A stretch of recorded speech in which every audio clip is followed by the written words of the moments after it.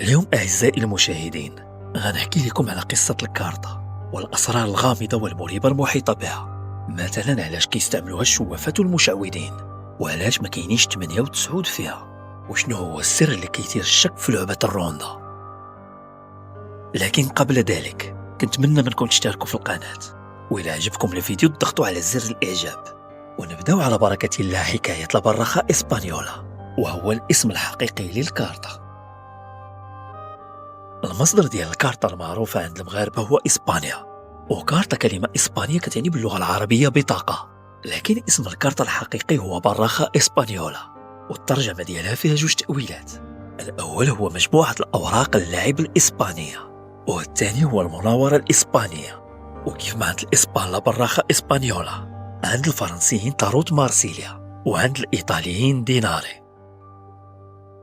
لكن جذور الكارطة من إيطاليا، بعد ما نقلها التالي الإيطالي فيليكس سوليسيو من هاجر من مدينة سافوني الإيطالية إلى مالاغا بإسبانيا، اللي نشأ فيها مصنع لصناعة الورق، وفيه وضع تصميم لابراخا إسبانيولا، وكان ذلك على الأرجح في أواخر القرن 18. من المرجح أن دخول الكارطة للمغرب كان في أواخر القرن 19، وكانت كتستورد في البداية من إسبانيا، ومع فرض الحماية الفرنسية على المغرب سنة 1912 ولات كتجلب من مدينة مارسيليا اللي كانت كتصنعها شركة كاموا، اللي خدات لاحقا تصريح طباعة الكارطة في الدار البيضاء.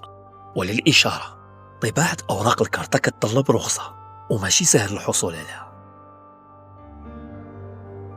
كانت الكارطة في بدايتها كتلعب ب 48 ورقة، ثم تختزلت لاحقا إلى 40، وتم تقسيمها إلى 4 سلسلات، كل سلسلة فيها 10 أوراق مرقمة من 1 حتى ل7، والأرقام 10 و11 و12 عبارة عن شخصيات. الرقم 10 هو السلطة اللي كيعني الخادم، والرقم 11 هو الكبال أي الفارس، والرقم 12 هو الراي اللي كيعني الملك. وكل سلسلة منهم كتحكمها 4 الرموز: أوروس الذهب، إسباداس السيف، كوباس الكأس، وباستوس العصا. لكن المثير في تفاصيل الكارطة هو أن هذه الرموز كتشير إلى أشياء متعلقة بالسحر والتنجيم. فالكأس مثلا كيرمز إلى الماء، والسيف كيرمز للهواء، والعصا كترمز إلى النار، والذهب كيرمز للأرض. وهذه العناصر الأربعة ماشي مجرد مكونات للطبيعة فقط، بل هي أدوات كيحرك بها الساحر قوى ما كتشافش، ممكن يتأذى بها الإنسان. وكذلك ربط علماء الفلك بين هذه العناصر وحركات النجوم. لذلك تعتبر الكارطة من أهم الأدوات اللي كيستخدموها السحرة والمشعوذين.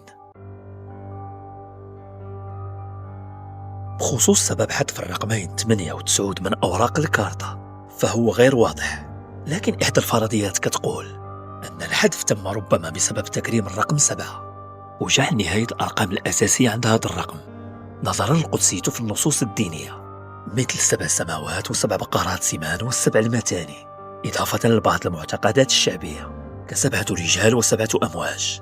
هذا إن افترضنا أن الحذف كان في المغرب ماشي في إسبانيا، لكن في الغالب أن الحذف كان من المصدر على غرار ألعاب الورق الإسبانية والإيطالية.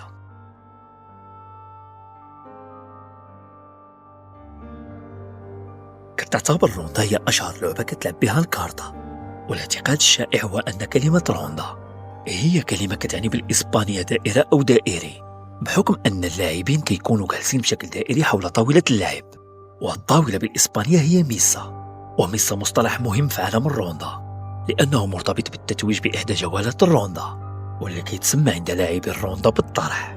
لكن المثير في الأمر هو أن اسم لعبة روندا يرجح أنه مستوحى من مدينة روندا الإسبانية، وهي المدينة القريبة من مالاغا اللي خرجت منها لابراخا إسبانيولا. وكانت روندا مدينة مزدهرة خلال الحكم الإسلامي في الأندلس قبل ما تسقط في القشتانيين في سنة 1485. وربما لعبة الروندا ابتكروها الإسبان زمان باش يأرخوا بها هزيمة المسلمين أمامهم.